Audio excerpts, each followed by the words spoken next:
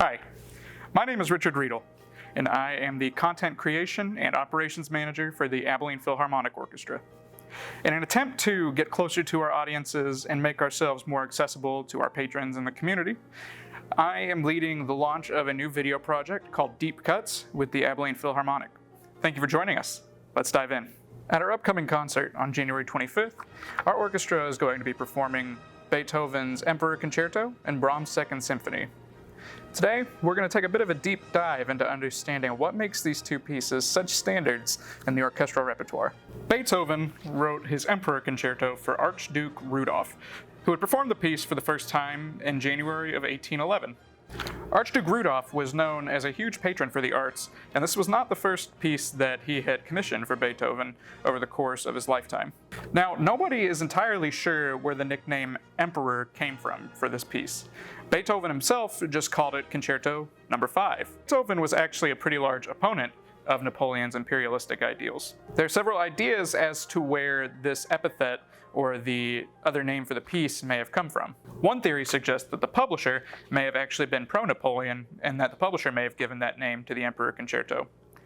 Another theory suggests that maybe Beethoven was doing the title tongue-in-cheek and instead giving a nod to the unconquerable nature of the human spirit. Now, Beethoven wrote the Emperor Concerto while he was in what is called his heroic period. Beethoven had three periods of music in his lifetime. There was the early period, the heroic period, also known as the middle period, and the late period. The early period, where Beethoven wrote most of his string quartets, was the first period of music he ever wrote. This came before what was known as the Heiligenstadt Testament, which was an unsent suicide note he drafted to his brothers. Now, the Heiligenstadt Testament, while never sent to his brothers, gives us a large insight into what was going on in Beethoven's head at this time in his life. He was battling going deaf, he wasn't sure where his music was going to be going, and ultimately he thought if he couldn't hear, he didn't have a reason to live. However, he came to the conclusion that he had too much left to give to the world, and he would go until he had made all of the music he thought he could make. Definitely a humble guy. Beethoven's middle period, or the heroic period, came immediately after this Heiligenstadt Testament was drafted. This segment of Beethoven's musical output contained most of his symphonies, number 3 through 8, and also contained the Emperor Concerto that we will be performing. The last segment of Beethoven's musical output came after 1812, and this is when he wrote what many consider to be his magnum opus, Symphony No. 9, which contains the Ode to Joy. Now, the Emperor Concerto is in 3 movements and goes by what would be considered a pretty standard practice in classical music, where the first movement is fast, the second movement is slow, and the third movement is fast again. What's kind of interesting about this piece is that the second movement doesn't actually have a break before the third movement, it just goes right into it. And this is actually a convention that was started by Beethoven and that he first used in his Symphony No. 5. A typical performance of the concerto lasts about 40 minutes. After Miss Puckett dazzles us with her technical brilliance, on the Emperor Concerto, the Philharmonic will be performing Brahms' Second Symphony in the second half of their concert. Now, Brahms wrote 4 symphonies in total, but his first one alone took him almost 21 years to write. The Second Symphony, however, only took him 1 summer. When Brahms initially brought the work to his publisher, he was boasting to this publisher that it was going to be his darkest work to date, his saddest work, his heaviest work. Brahms was known for his dark and heavy style, so you have to imagine that patrons and music critics alike were all very much anticipating to hear what he had proclaimed was his darkest work to date. Just imagine if George Strait told you that he was about to release his most country song to date. Wouldn't you be a little bit interested to hear what that sounded like? With all of the build-up to such a dark and mysterious work, the audience was pretty surprised when the symphony began, and it was actually Brahms' lightest work to date.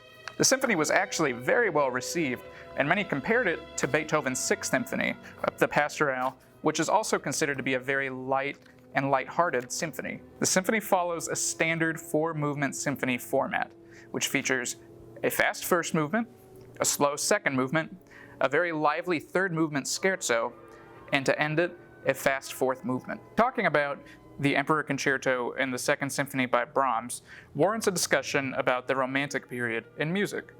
The Romantic period lasted roughly from 1830 to 1900. Beethoven was of vital importance to the Romantic period, as he actually served as a sort of pivot between the Classical period and the Romantic period. In context, the Classical period came after the Baroque period. As in most forms of art, in music, Each stylistic movement we get is in some way, shape, or form a response to the movement that came before it. Whereas the Baroque period could be characterized by going over the top in melody and performance, the Classical period marked a return to a more simplistic style in everything from melody to performance to whatever you can really think of.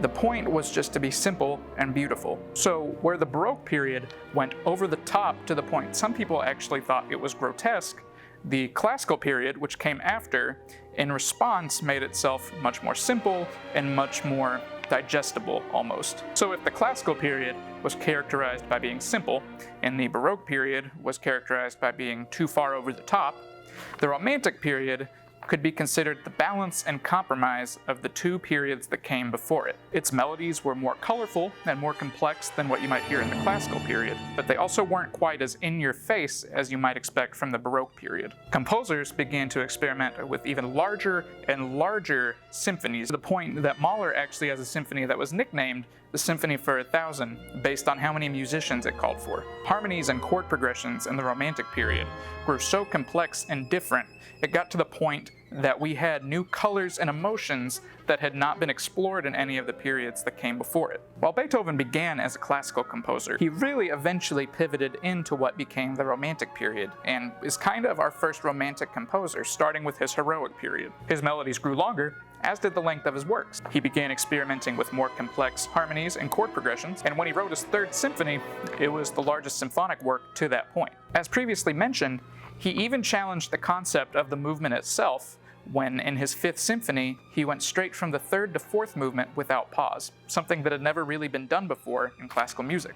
Even beyond that, in Beethoven's final symphony, Symphony No. 9, which contains the Ode to Joy, he went as far as to bring a choir into the fourth movement of the piece, which again was something had never been done in classical music, combining the mediums in such a way. Now, as with most things, eventually there was kind of a line in the sand drawn when it came to Romantic music. You had what was considered to be the Old German school, which took a much more traditional and conservative approach to Romantic music, and the New German school, which took a much more radical approach and a boundary-pushing approach to Romantic music. One of the biggest differentiators between the Old German school and the New German school was that the Old German school sought to have music for the sake of being music, whereas the New German school used a lot of the times what we call programmatic music, meaning music that has a story that goes along with it. Now, for the purposes of our concert, it's worth knowing that Brahms was often considered to be the poster child for the Old German school. His music was very carefully crafted, to the point that sometimes his adversaries would even go as far to say his music was too academic. Despite this, his melodies were deeply romantic, and today many people consider his orchestration and melodies to be some of the best ever written. Well, that's the end of our first episode of Deep Cuts.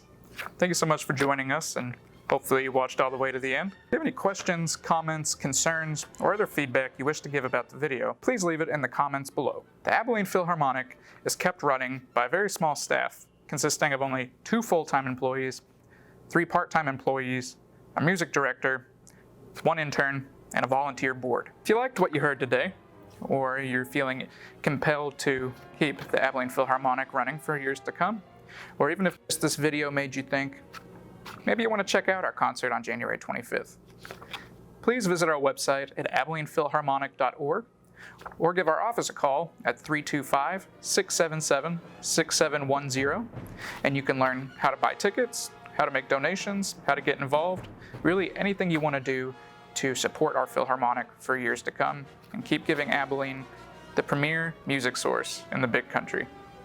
I'm Richard Riedl, and this has been Deep Cuts.